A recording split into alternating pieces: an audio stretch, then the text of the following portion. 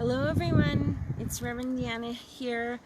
I am outside with our scarecrow installation at our physical location in Killam.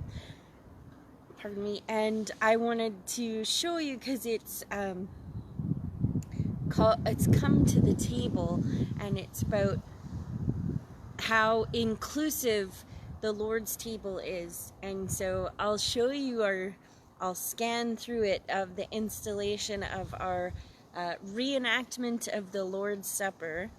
And so I'll step out of the way, and you can see it starts over here with a differently abled person, and then we have Wise and a Tin Man and a caregiver and I don't know, it's like a gangster clown, I'm not sure.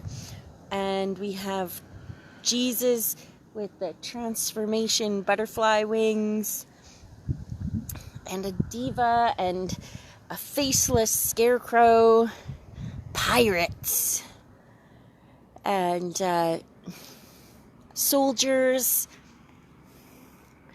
And then facing the front we have, you can't see, there's a brown cowboy hat over to the far, and then the yellow is also another farmer rancher type scarecrow.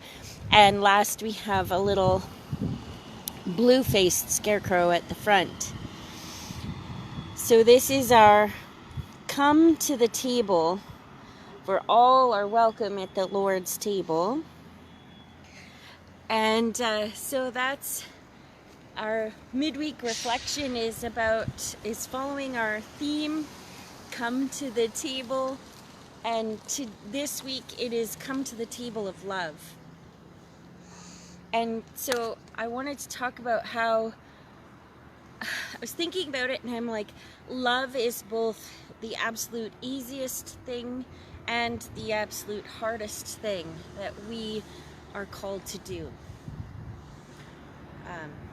Quite often you'll hear people talking about how they didn't realize when that child was laid in their arms how easy and how big the love they would feel would be. And so love can be simply that easy. I apologize, I'm on the street side of the church, so there's a lot of comings and goings. And people are looking at these scarecrows and waving. So, engagement, that's what we were hoping for. So yes, love is the easiest thing, as simple as looking into the eyes of a child. It's also can be the hardest thing. Maybe it's that same child that has made some poor choices and we are still trying very hard to love them. Maybe it's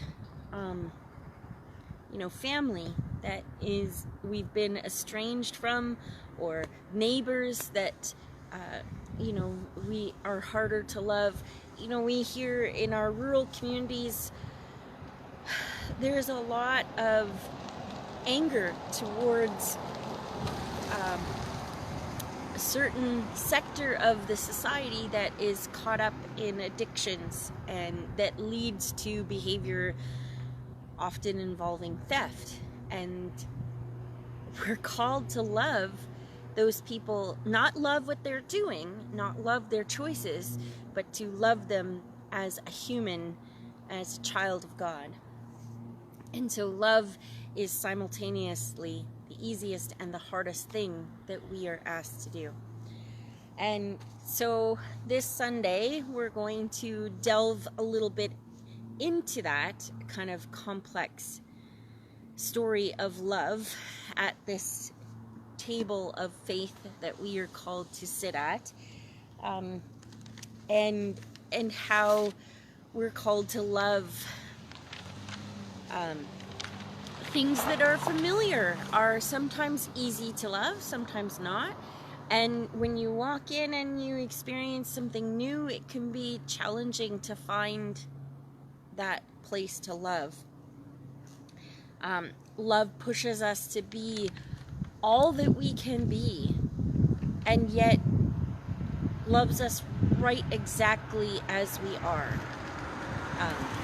It's a tricky thing to wrap our head around, how we can simultaneously be loved exactly where we are, yet constantly encouraged and pushed and nudged to grow and be all that we can become, that God knows we can become. And so we're going to, this is, I guess, the midweek reflection is the beginning of pondering some of these things about love. And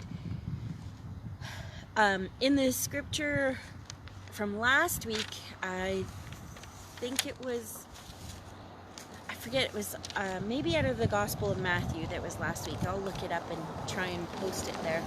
But it talked, the translation we read from the Message translation, which was quite different. I'll grant you, it reads quite different than the Bible verses translations that you might be used to hearing. And I liked that translation because it said very plainly, leave the judgment up to God. Leave judgment up to God. God will take care of that.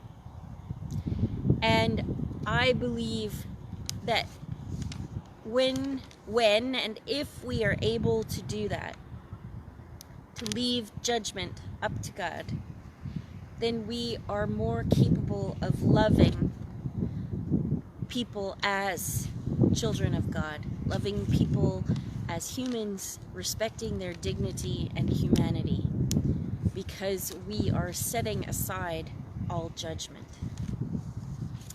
And yeah, there was last night at a board meeting, I shared a reading, and I'll see if I can find it. It's about a table, as we're coming to a table, and I thought it was really interesting, offered a different perspective. And so for you this day, I will read this reflection on tables. Now be honest, it says. To choose to sit in a comfy chair with a meal on a tray at the end of the day is sometimes the easiest way, despite risking gravy stains on our shirt. But for a moment, imagine homes where there is no table, not even a tray, where takeaways from a box or chips and paper are the norm. Consider people who yearn to sit at a table, but their bodies, aging and frail, cannot take even a few steps. Do they tire of trays and isolating tables pushed up to beds and wheelchairs? Imagine in towns and villages where earthquakes, tsunamis, fire, and war have robbed homes of treasured tables. How deep is the longing for a space, a place where depleted families and lost friends can gather again. Imagine where is a table ready for company and conversation, an open table for a friend or stranger. That table, whether it be solid wood, a picnic blanket, or even an upturned box, has value beyond Solomon's masterpiece, for it is a priceless connection to the Holy One. So friends, that is your midweek reflection today on love and gathering at the table of love. And so I invite you to keep reflecting on where you have experienced love at a table, or how we might show love at a table.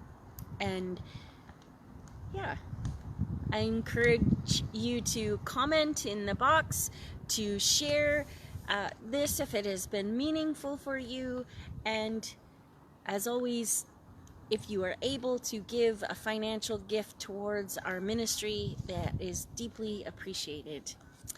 Thank you all. Have a great week. God bless. Bye.